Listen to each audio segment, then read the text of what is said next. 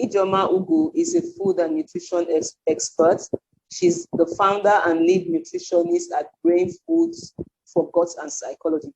She's the research and development consultant at Alberto's Bakery, specialized in the production and distribution of gluten-free and casein-free foods. The name of our organization is Brain Foods for Gut and Psychology. You can, her website is www.brainfoodsforgods.com. Ladies and gentlemen, I would like us to please welcome Ijoma Ugu. It gives me joy to be able to share what I know as a professional and what I know as a mother. So in doing this, I hope that a lot of people could get insight into the way forward, because sometimes when the diagnosis come, it seems like everything is upside down. Families get frustrated, the child is frustrated, the parents are frustrated, the society is sneering at the child, this hidden stigma and all of that. So I really hope that this session is going to help someone handle it better. Today we would discuss about what autism is. All of us know what it is. It's a condition that is characterized by social impairment, repetitive behavior, nonverbal communication. And then attention deficit hyperactivity disorder has to do with attention difficulty and hyperactivity. Looking at this, we would go ahead to see how do nutrition affect these conditions. All of us, okay, let me say most of us here already have someone affected by that. And with no offense, we can say that it is mentally related condition. We call them neurodevelopmental impairment or neurological impairment, but we all can agree that it has to do with their mental health. So in order for us to understand how they are connected, we look at the World Health Organization definition of health. So it says that health is defined by the World Health as a state of complete physical, mental, and social well-being.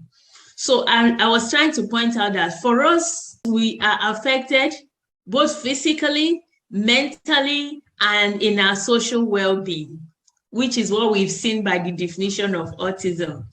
And it is when these three things are not in order that we say that one is not healthy. So it is not that you don't have sickness, that you are not sick or you are not ill. That's the only time you are not healthy. So it can be right if we say that our children are not healthy. So we would now see how is this, how do we progress from here? I'm trying to go to, are you there? Can you hear me? Loud and clear. Okay. Yes, we can hear you. So, in reality, under functional medicine, we realize that all diseases begin in the guts. Why? Because let's say your immune system, 80% of your immune system are in the guts. 80% of, we have a second gut, a second brain, which is your gut. So all of these are pointing to the fact that the gut plays an essential role in all our health. So the gut is essentially responsible for your immunity, for your mental, and then for your absolute health. So we thrive when there is a balance between the good and bad bacteria in our microbiome. Microbiome is like a body part. It's like one part of your body, mostly located in your gut, but they are also in other parts of your body. But on this lecture, we are going to focus on how the gut helps in regulation of our brain health. I might be going out to bring in a kind of a video at some point. So what are the symptoms that help us to realize that our microbiome is not balanced? So when you begin to experience brain fog, We are going to also see this brain fog when we are talking about gluten and wheat. And when you begin to experience anxiety, it was after the coronavirus pandemic that I was getting a lot of invitation to talk with psychologists on how food can actually affect mental health when a lot of people were committing suicide. And then many people would not see the connection between anxiety, suicidal thoughts, and the food they eat.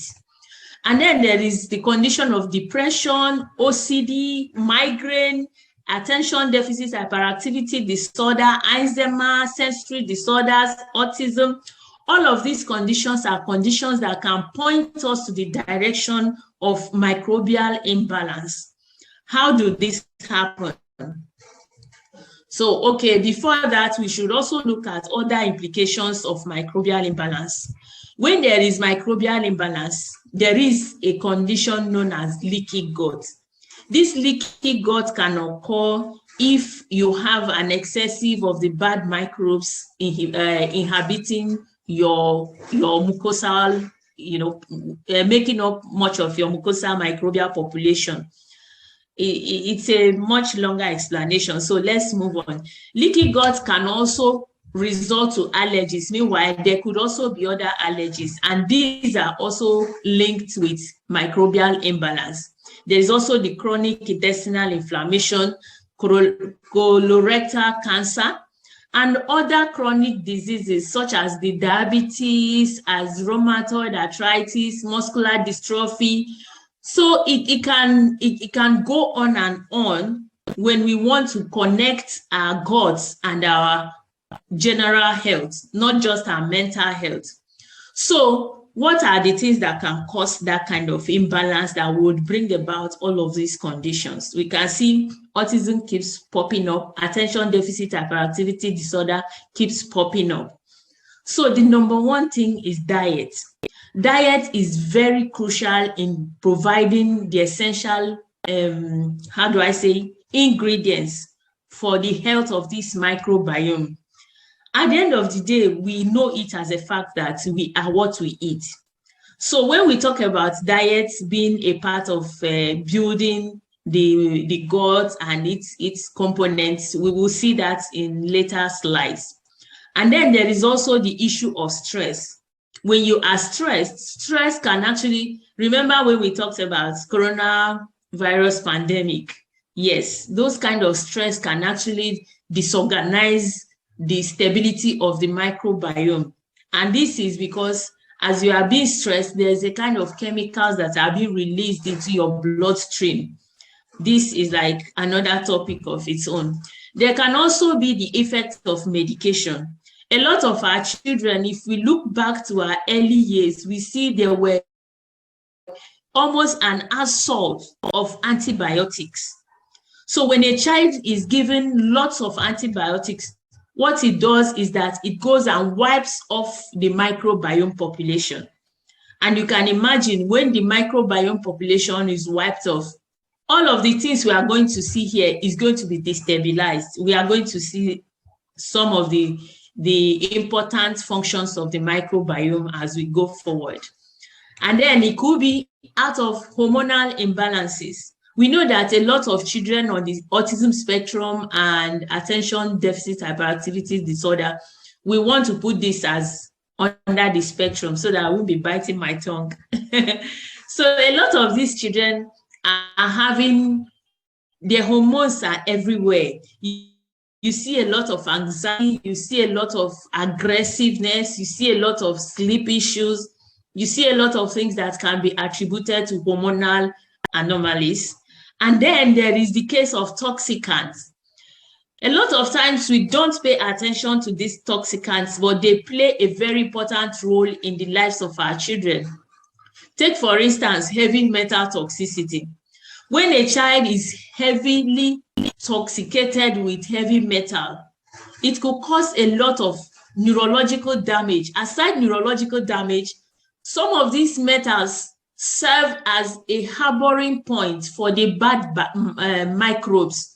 So when those bad microbes go and attach themselves on the metal, no matter what you do, they are not going to be eliminated. So you're doing something like chelation, and you are not accompanying it with something that is maybe antiviral or a kind of antimicrobial approach that would help the child, help to remove the heavy metal and the microbes. As long as you are not doing this together, you will see that it will remain he or she is.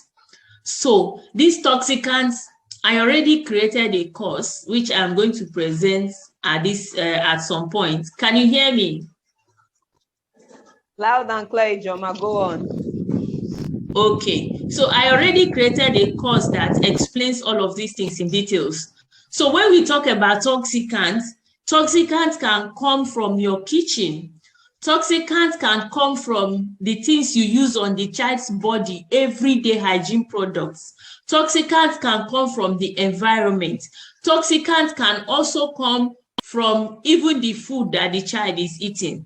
So sometimes that you are eating healthy is not just enough.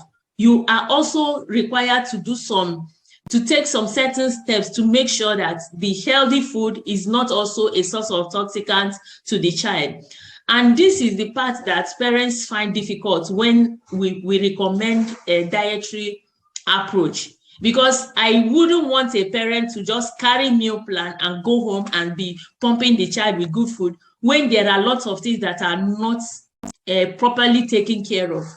Okay, let's say you are giving the child the best of food, and every morning you carry the toothpaste and pour into the child's mouth. Every morning, afternoon, night, you carry aluminum pot and cook the child's food. Every afternoon, morning, and night, you carry plastic cup and give the child hot tea. Every evening, the child is out there, you are spraying perfumes and air fresheners, and every afternoon, you are carrying the child to a petrol station to fill in gas. It might just be pouring water on a stone. So this is why we bring out all of this. They might not have anything directly related with the nutrition, but we try to put this in so that you can have a holistic approach to the care of your child. So the one that seems unreachable is the genetics. A lot of children, if you could carry out some tests that are recommended, which we also provide, you could realize that some of the conditions are actually genetical. But it doesn't mean that nothing can be done about genetic conditions that have genetic origin. What can actually be done is that there has been a science of nutrition that has to do with nutrigenomics. This nutrigenomics is trying to explore, it's already exploring, it is already happening, that food can actually be used to modify gene. And this is our fear when it comes to genetically modified food products, that some of these food products are actually made in such a way that what is in them can actually begin to affect gene. So when it comes to genetics, a lot of times people will say, there's nothing we can do about it, it's genetically related. No, it is not genetically related. Even toxicants can actually affect hormones. So by removing all of these things from, eliminating may not be totally possible, but by reducing their exposure, you can actually come a long way with your child's management. So when we talk about leaky gut, because on so many occasions it comes up. Why? It comes up because it has a lot to do with how the child accepts even the food you create. When the food is very healthy, how does it help the child? So if a child, for instance, is having leaky gut, which we know that a lot of children on the autism spectrum have this condition coexisting with their major condition. So what happens in leaky gut is that there are holes in the walls of the stomach. And when these holes are there, By the time the food gets into the stomach, they are churned already. They have undergone a lot of processes. And then when these foods now pass through the hole and enter into the blood, they are known as endotoxins. These endotoxins is just a fancy name. They are just pieces of feces. They are pieces of feces because a lot of times the food has reached its stage of, just to start digesting. So that the digestion can start taking place. So these are pieces of feces entering the bloodstream of a child. It does two things. It can start by this process we are saying here, when the receptors, when they go to the receptors in the liver, the muscle, and the brain. You can see the damage is already setting in. Or another thing it does is that the body begins to produce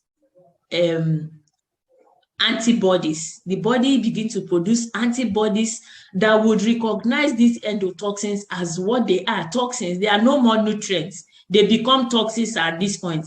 And the body sees them as enemies, and they produce antibodies, and these antibodies begin to fight these endotoxins, and this fight would eventually result to the things that some people might begin to feel as if they are allergic reactions. They can start having bumps on their body, or the child is feeling a kind of inflammatory sensation inside the body. And in most cases, these children are nonverbal. They can't even tell you how they are feeling. So at the end of the day, you see a child just being restless, jumping around, laughing or crying for no reason. Sometimes, at some point, at intervals, they will scream. That screaming is the same thing you experience when you have a boil, which is a form of inflammation. And it's as if the boil is breathing. So imagine if such a thing is happening in the brain of your child. And this is what causes a lot of restlessness in our children. So from this, we see that when they get into the liver, the muscle, and the brain, they turn on inflammatory signal. Inflammation is a way that the body responds to toxicity. The body starts growing, or any form of damage. You notice that when you bruise your hand, the place will start swelling. So inflammation is a way the body is trying to protect itself from damage. So when this thing happens, the inflammation that occurs will begin to interfere with the child's peace of mind and in restive mode. So at the end of the day, you see a child who would continue to refuse foods. If you offer whatever is going through the bloodstream so often, the child will refuse such food. Why? Because each time he or she eats such food, the child will become so restless. And he may not be able to tell you that, Mommy, it was yesterday that I ate that food, I was not feeling well. Because a lot of them are nonverbal. There is also the case of delayed reaction. There are some of the foods that can happen today. Can you hear me? Can you still hear me? Yes, loud and clear. We can hear you clearly. Okay. So some of them can also be delayed reaction, that the food that the child ate on Monday can actually be disturbing him as far as on Thursday. So even you as a mother, if you notice that he's feeling restless, you may not be able to pinpoint exactly the food that is causing the problem, because even myself, I wouldn't imagine that someone's food like 3 days ago is what is disturbing him today. So these are what makes it more complex for us with children with neurodevelopmental impairments or children on the spectrum. So on this note, we would look at what are the foods. Hey, look, please, I'm in a meeting. Sorry. So we look at what are the foods that these children need to avoid.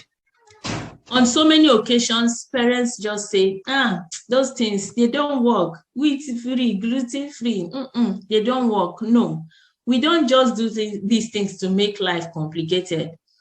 Let me just sound a note of warning here. Gluten-free should not be difficult, especially if you are in Nigeria.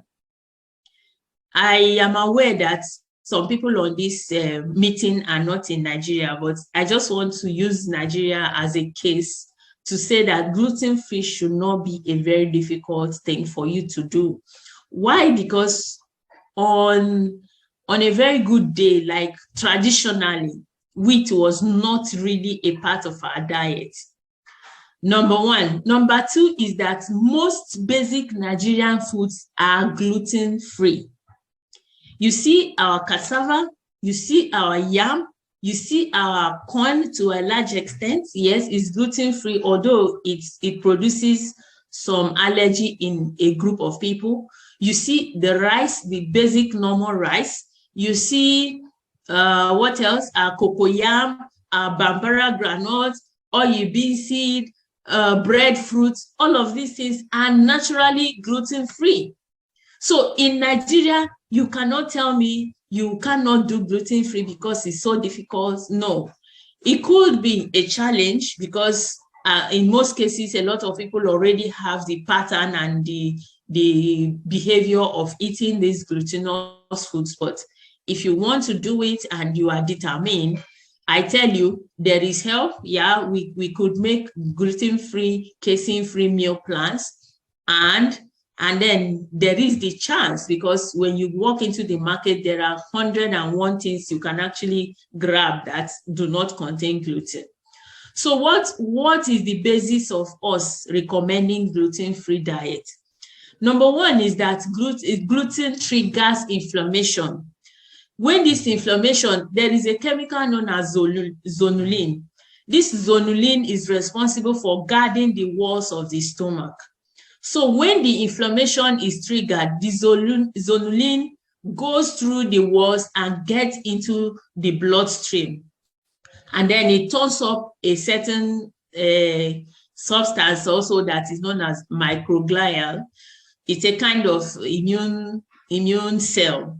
So this microglial will go into an inflammatory state, and it will continue to be in that inflammatory state until at some point the cell dies. And you can imagine if you're supposed to work with 15 cells and 4 of them are dead, you can imagine the deficiency in the functions of those cells. So that is why we say the simple explanation we give is that gluten is pro-inflammatory.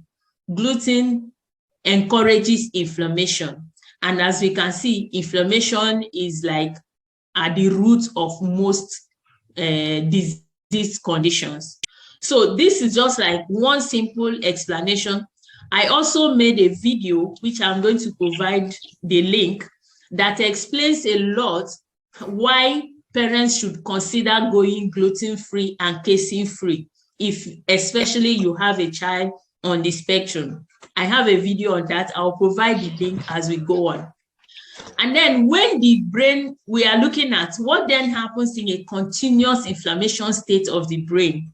When the brain is continuously in an inflammatory state, that is when you begin to experience anxiety, you begin to experience depression, attention deficit hyperactivity disorder. And mind you, this ADHD we are talking about is not just in children. It is not only when it's diagnosed. I may be rude when I say that almost 70% of our children these days have ADHD. When you go to a primary school, for instance, if you ask the teacher how many children in this class can actually sit down and pay attention while you are teaching, I'm sure you will be shocked at the number you will get. So when children cannot, there's a difference between a child being playful and a child not being able to pay attention. And another jokingly way of describing ADHD is, according to someone suffering from the condition, he said it is a condition of always wanting to do that thing that you don't want me to do and never doing the one you want me to do. So when children are always like off the hook, wanting to do something else, if you give them instruction, they don't know why they should obey such instruction. You see children asking you, why should I do it? And even when you give all the reasons on the earth, they still go ahead to do the one on their head. So there is this pandemic, I should call it, of children actually having attention deficit and having hyperactivity disorder. And there is obsessive compulsive disorder, when a child is fixated on having things done the way he wants it to be done. I see a lot of my parents, when we draw the meal plan, the mother's greatest fear is that my child will not eat this food, though. My child will not eat this food, though. Yes, it is healthy for children to know what they want, but it is also unhealthy for a child not to be able to understand, like, okay, this is why we are doing this. Yes, there will be refusal, but not to the extent that the parents are like very afraid that, my child will never eat this food. And that is when you begin to realize that this child might actually be having other kinds of, diagnosis on top of whatever they are seeking help for. And then generally there's mental illness. When one is mentally in a state of continuous inflammation, it could result to other kinds of mental illness, which we can see as psychosis. We could see them as lethargy, headache, low energy level, when you all you want is just to rest. There was a time that all I want is rest, and then after resting, I still want to rest. And I'm like, what am I resting from? You just want to continue resting. After doing what? You just want to rest. So when these things occur, you have to look at the kind of diet you've been having.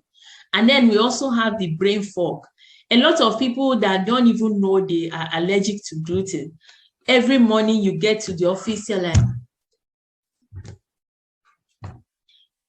you don't know, and you probably slept very well. So just think about it. Sometimes those 2 slices of bread may be doing you some harm. And what is so delicate about gluten allergy is that a lot of people will look at gluten allergy as only having celiac disease.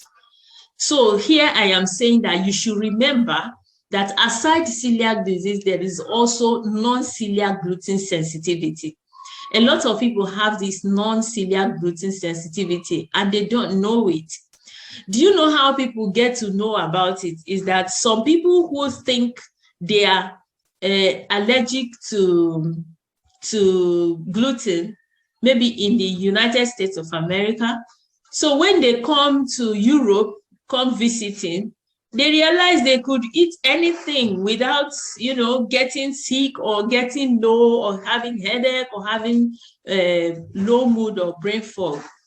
And the reason is that gluten as an ingredient has continued to undergo a lot of modification. Why? Because the chemical that is there is known as glutenin and gliadin. What they do is that when you are baking, the microorganisms will ferment the starch and the starch will produce CO2.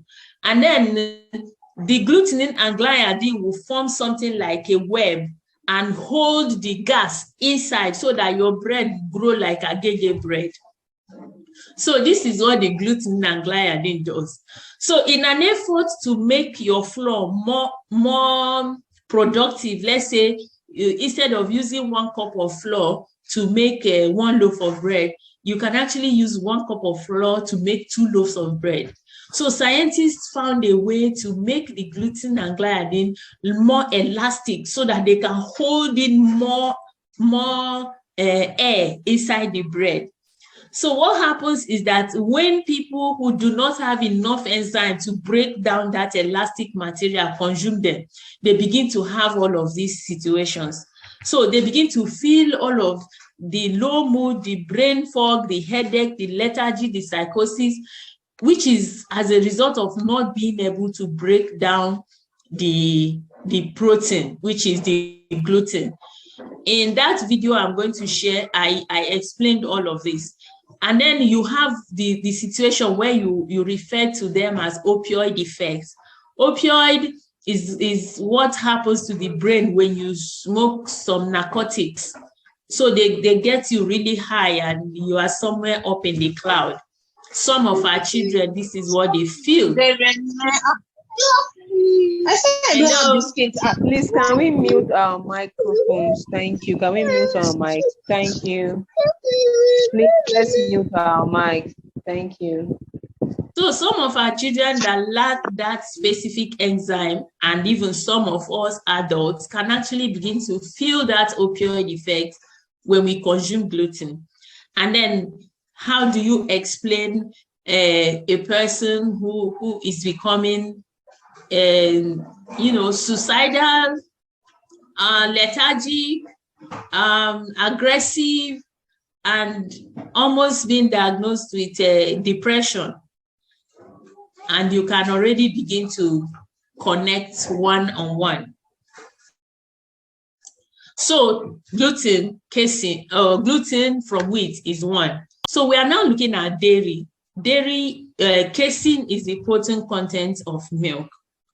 I have had situations where parents would tell me, yes, we heard about gluten-free, casein-free, so I no longer give my child milk. Okay, can you tell me what is like everyday food your child eats? You say, every day I give my son 1 cup of yogurt. Really? This is why I usually bring this picture, so that we know that casein is not just on the raw milk. Casein can be present in most of the products that come from milk. We have the cheese, the butter, the milk itself, lots of products. So sometimes you can actually remove casein from dairy products, and the product is known as ghee. Ghee, you get ghee by ghee. Maybe I don't know how to say it, but that's how I call it. When you heat butter to a high temperature, the casein can actually get separated and you sieve it off. So that you still will have pieces of casein, but it wouldn't be as much as it is in other dairy products. So this is just a research that was done in South Australia. And their conclusion is that the intake of whole fat dairy products, including ice cream and cream, were associated with increased depression, anxiety, stress, cognitive failures, poorer memory functioning, and general ill health. We were lied to that it is only through milk that children can get calcium. But today we know that something like almond milk can provide as much as 25% more calcium than dairy. We know that a lot of our basic foods can actually provide calcium, more calcium than dairy. What about protein? We know that there are other very proteinous food items out there that children could have, not milks, for instance, that would also provide the same amount of protein that the child could have. I did my research on a not very popular ingredient in Nigeria, oil bean seed. In Igbo, people call it ugba. They use it to make nkwobi. It's mostly an Igbo food anyway.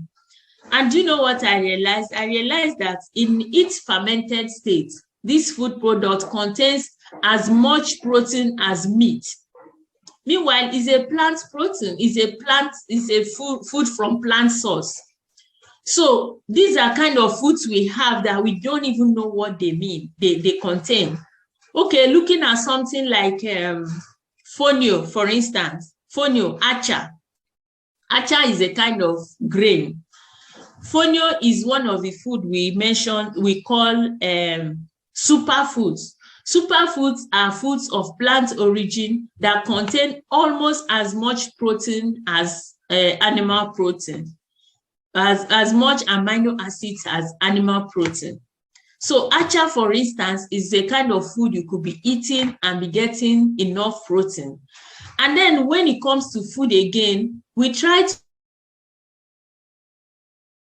to look at food combinations that can actually combine and produce a complete protein. So when you are eating a cereal and a grain, for instance, if you are eating rice and beans, you are complementing the protein that is lacking in rice with the protein that is provided in beans. So if you eat rice and beans, it's as good as having a complete protein.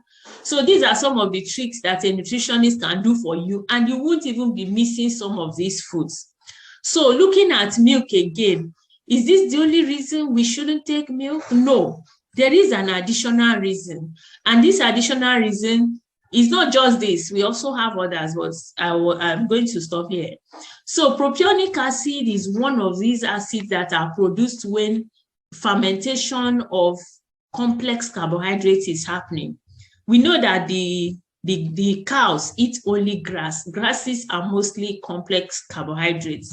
So they produce a lot of propionic acid from ruminal fermentation.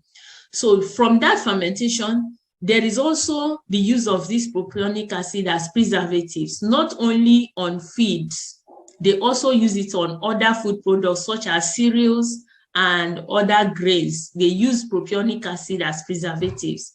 And then, yes, it comes from fermentation of complex starch. And what does this propionic acid do? The propionic acid can actually cross the blood-brain barrier and begins to interfere with your neurotransmitters. We know that a major issue with our children is their neurotransmitters. They don't have a lot of epinephrine, a lot of dopamine, a lot of serotonin, which are mostly the hormones that help to stabilize mood and emotions. So when you are having a lot of this milk containing a lot of this propionic acid, you can already imagine what is going on in the head of your child. And what makes it complex is the fact that it crosses the blood-brain barrier. There are even only very few medications that can cross that barrier. And you can see that propionic acid does that. But one other reason is also the fact that in rearing of cattle, they use a lot of hormones also.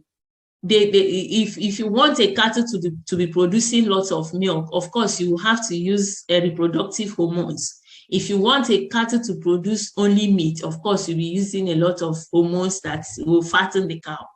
So at the end of the day, just like a mother and a child, you knew what you ate. If you are conscious, you should have been eating consciously to give your child the best through breast milk and during when the child is in your stomach. But in the instance of the cow, the only thing the farmer is interested is getting as much milk as possible. So lots of these hormones are pumped into these cows, antibiotics, hormones, and very many chemicals that would keep them healthy and produce the highest amount of milk. And at the end of the day, all of these things are going into the milk. And the children are having it. And as we can see already, their hormones are already all over the place. So these are some of the reasons to say. And then it is also not exempted from allergy. From the video I said I made, which you get the link, you will also see that milk and wheat are one of the eight foods that are known as super 8 when we are discussing allergy in nutrition. So by looking at these two foods, we should already know the most important ones to avoid. But there is also food like soy. Soy is estrogenic in the first place. Estrogen is the female hormone. And when there is excessive estrogen in a woman, it is known to be a contributor to breast cancer. So soy is one of the foods that can actually mess up your hormones. So, and then more than 90% of soy are also genetically modified. So these are the two major reasons we also say we try to keep children away from soy as a food. I would advise you to watch that video. There are lots of things you have to learn there. So how else does nutrition affect autism and ADHD? We look at the gut as a whole now. And this is when we now look at the microbial population of the guts. We can modify this population through probiotics, through prebiotics, and through plant-based diets. Probiotics, for clarity, are live organisms that you put into the body so that they can proliferate and fill in the population. Prebiotics, on the other hand, are substrates. They are compounds that help to feed probiotics, those that are already present in the stomach. So it's either you are putting the live organisms or you are putting something else that will help to proliferate the live organisms that are inside.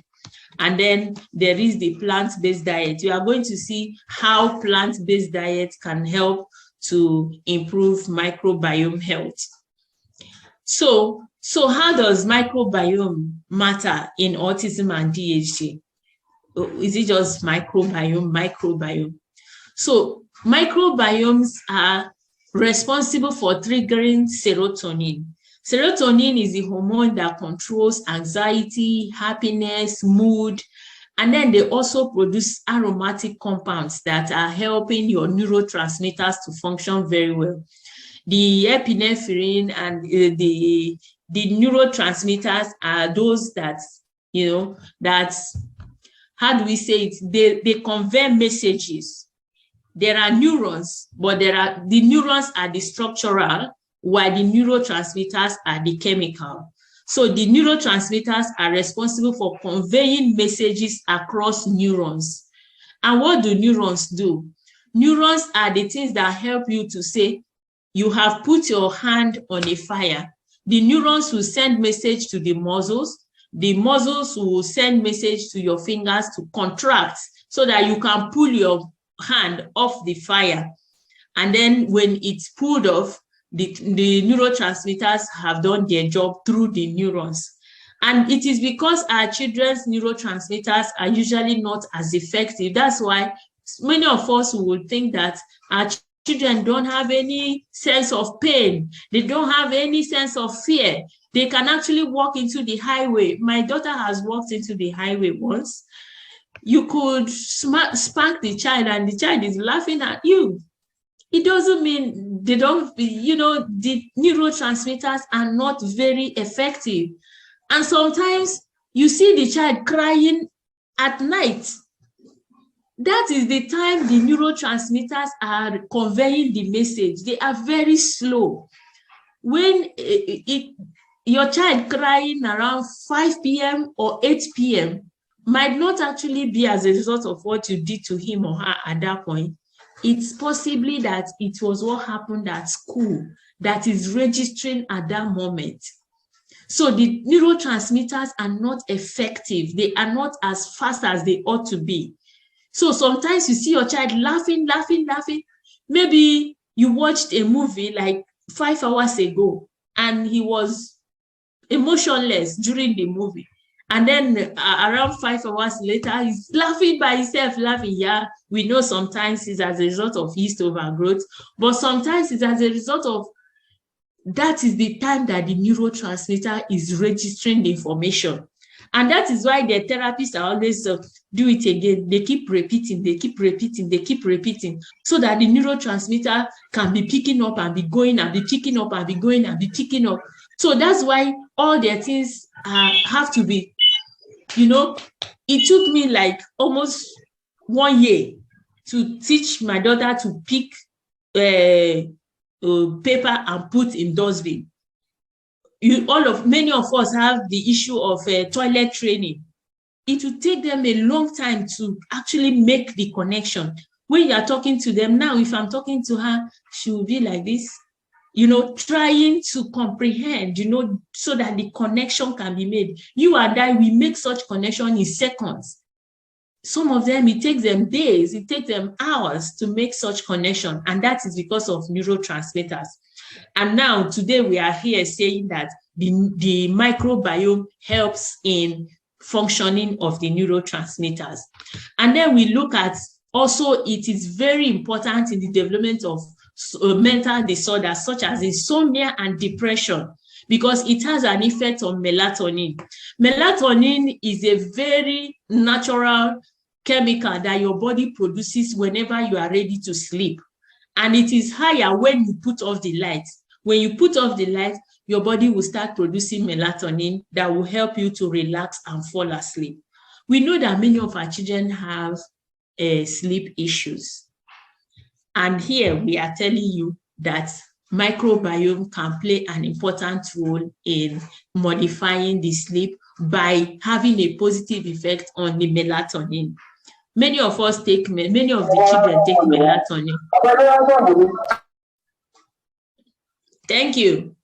So bad bacteria are also known to cause night wakes. We know a lot of children that at certain time of the month, which is somehow connected to moon, the children would be waking up every 3 a.m. This is because the microbes, which are the bad ones inside their tummy, can actually be laying eggs at certain time of the month. So, and they are more active at that 3 a.m.-ish. A lot of us here, if you have a child on the spectrum, at some point, you notice that your child would wake up in the middle of the night, either jumping, laughing, or just on their own. They can't sleep anymore. Why? Because a lot of activities are going on in their guts.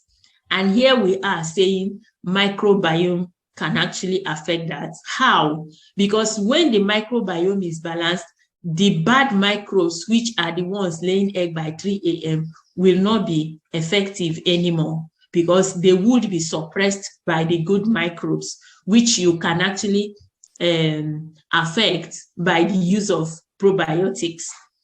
So what else does this microbiome do? So they metabolize short-chain fatty acids. Short-chain fatty acids can influence brain communication. I don't think I mentioned it. I was going to ask someone to tell me where we had seen short-chain fatty acid. I don't think I mentioned it. That propionic acid is also a short-chain fatty acid. Can anybody tell me where we saw propionic acid? Somebody? Hello?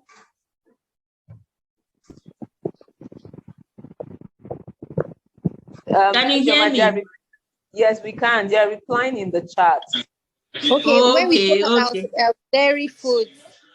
Yes. Someone is telling me, yeah, cow milk, yes. Dairy food, wonderful, yes.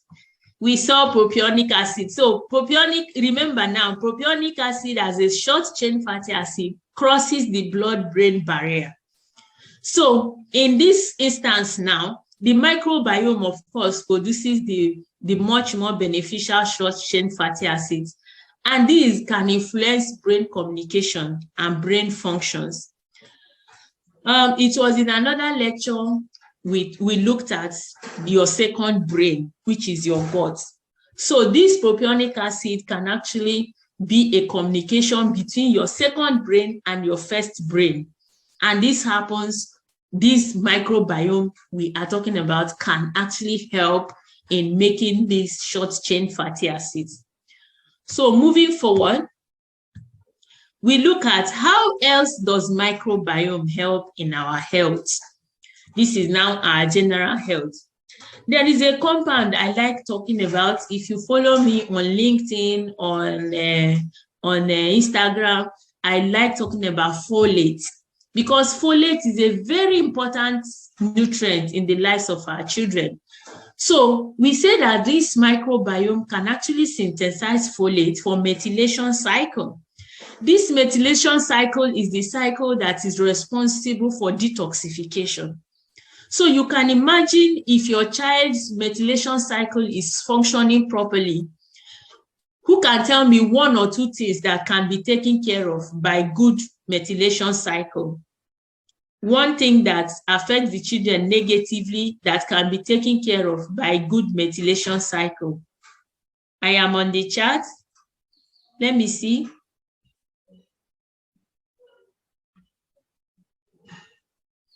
one thing that can be taken care of by good methylation cycle, we say it is good for detoxification.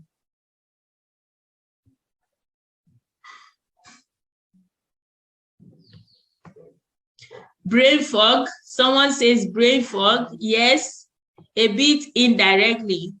There's one I want to see. It is not on the slide, but we spoke about it extensively. It can come from food, it can come from your cooking utensils, it can come from body products. Toxicity. Yes, it can take care of toxicants, it can take care of heavy metal toxicity.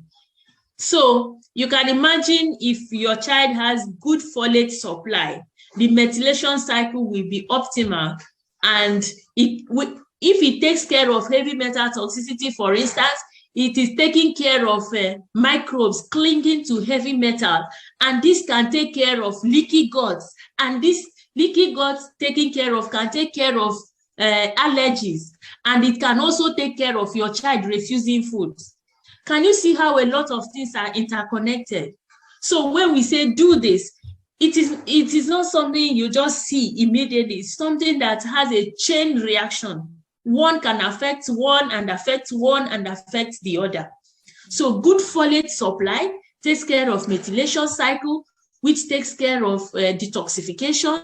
And when detoxification is taken care of, the heavy metal toxicity can be taken care of, and microbial resistance can be taken care of, and leaky gut can be taken care of, and allergy can be taken care of, inflammation can be taken care of, and invariably your child is in a better state of health. So apart from this, the microbiome can also lower inflammation, which can reduce incidences of infertility. Remember, now we are talking about other ways. We have finished talking about mental health. So other ways. So by adjusting your microbiome, you can actually be helping yourself to have, you know, all those tiny human beings like the one that came to greet me. So you can actually be increasing your fertility chances. And don't forget, if you are planning to have a baby, it is good that you start your folate, not folic acid. You start it like 6 months before you plan the conception. Because by the time you are pregnant, by the time you know that you are pregnant, the neuronal system is already completely formed. And the folate is what will help you to have a healthy neuronal system. Before you go to hospital, you know that you are pregnant. That stage is already passed. So it's good that you start it and keep the level already healthy before you even, if you have contraception, even before you remove your contraceptive. Sorry, I'm deviating. So microbiome also synthesizes enzymes like the B vitamins. We know that aside what else we are talking about, the B vitamins are very important for mental health. When we talk about vitamin B12 in form of methylcobalamin, it also contributes to the methylation cycle. That is not all. We have the niacin, which helps the child to overcome the effects of some allergic reactions. We have a lot of our B vitamins that help our children to stabilize. And then there is also the vitamin K, which is helping for blood clotting. It helps that each time there is a cut, the cut can, the prothrombin can cover the cut, and then the child or yourself will not be losing a lot of blood. So looking at all of this, we know that the microbiome plays a very important role. And that is why parents that come to me, we have a protocol that you start doing even before the meal plan comes. You to start that protocol and do it for a week, 2 weeks, in fact, nothing less than 2 weeks, so that you can prepare the body to have the best of the nutrition when you start the meal plan. So when you talk about nutrition, it's not just about packing food into your mouth. There are lots of things that have to work together to make a better approach to nutritional intervention. And we provide you all of this in Brain Food, at Brain Foods. So we now look at, can you hear me? I want to know if I am not. Yes, we can hear you. We can hear you loud and clear. So when do we suspect parasite overgrowth? Parasite overgrowth here, we are using it to describe a situation of microbiome imbalance. So we look at when the child is having digestive disruptions. You see a child who gets a tummy ache each time he or she eats food, and then there is digestive problems. There is irritable bowel syndrome. A lot of these irritable bowel syndrome can lead to intestinal bypass. A lot of adults have this, and then there is intestinal bypass. And once, okay, let me just give a small digression. I started a bakery for children on the autism spectrum. I started making gluten-free, casein-free food. But to my surprise, I started getting adult clients that would tell me they have IBS.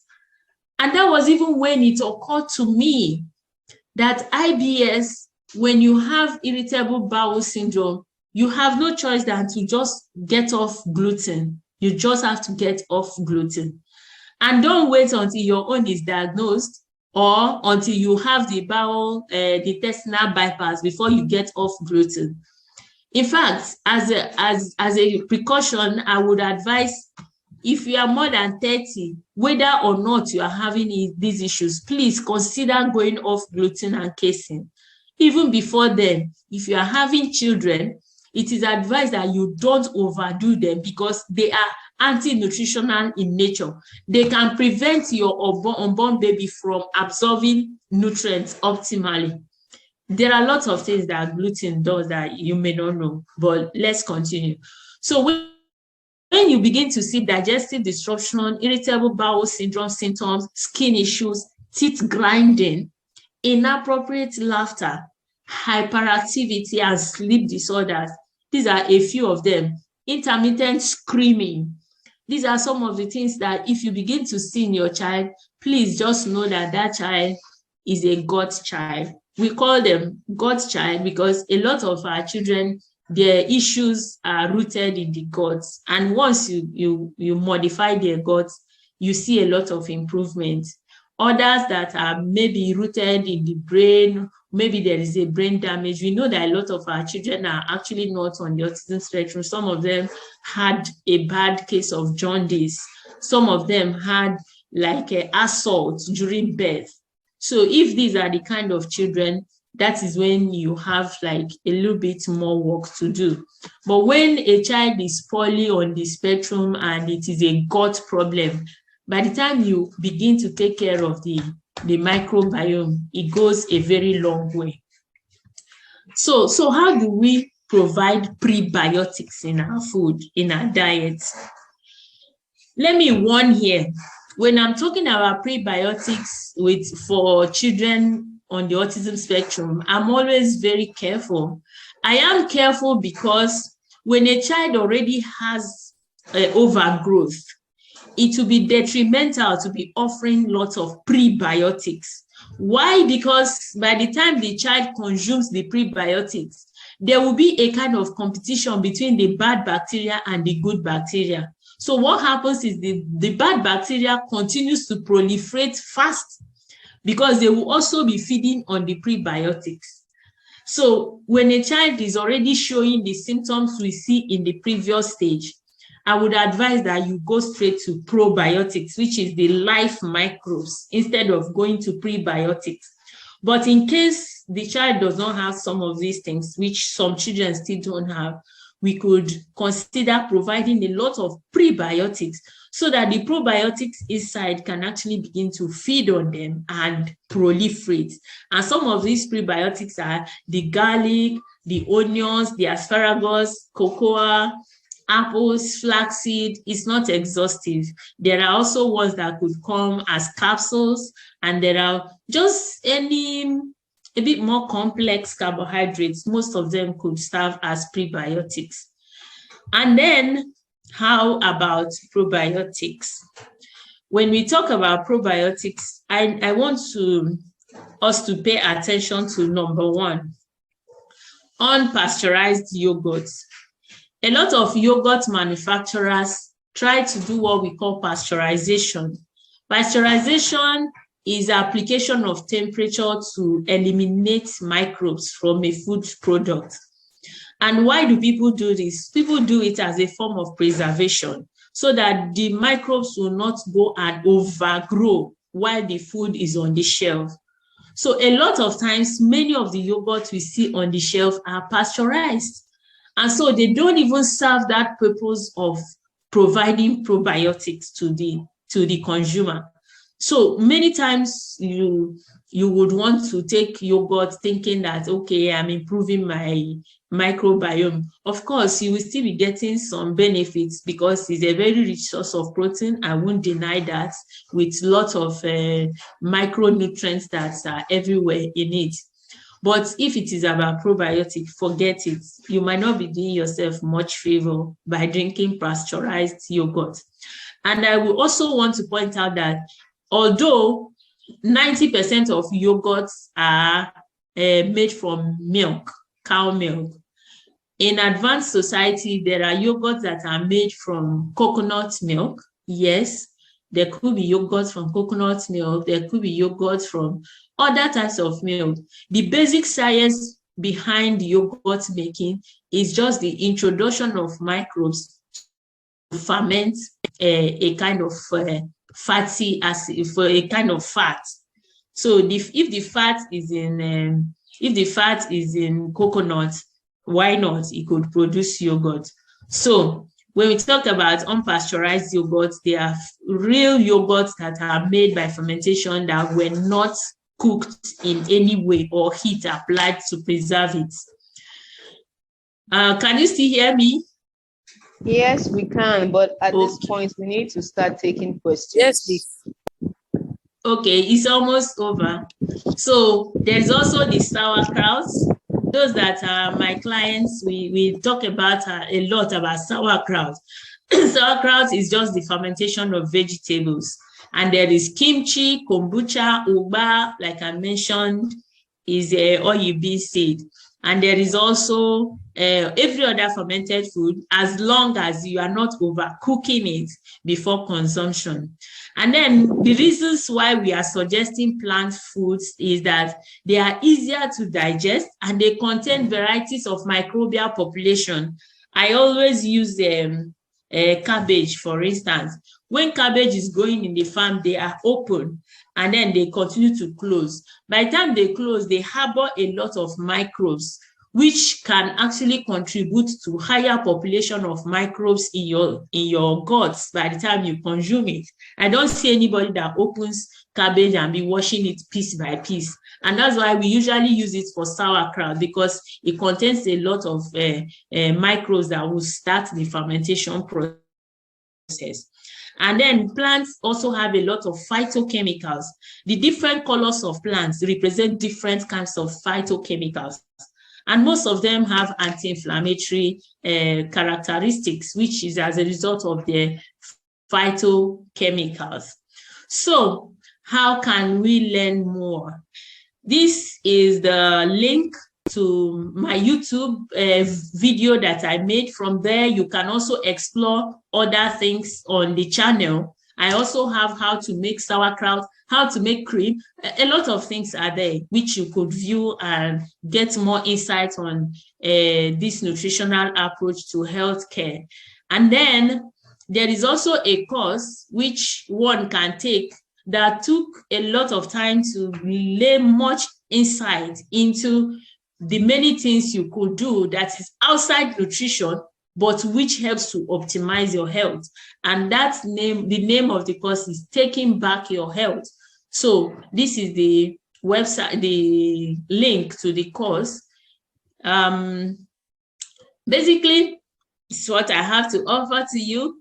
And now I would want us to exchange more knowledge through questions, as is already been suggested by our anchor.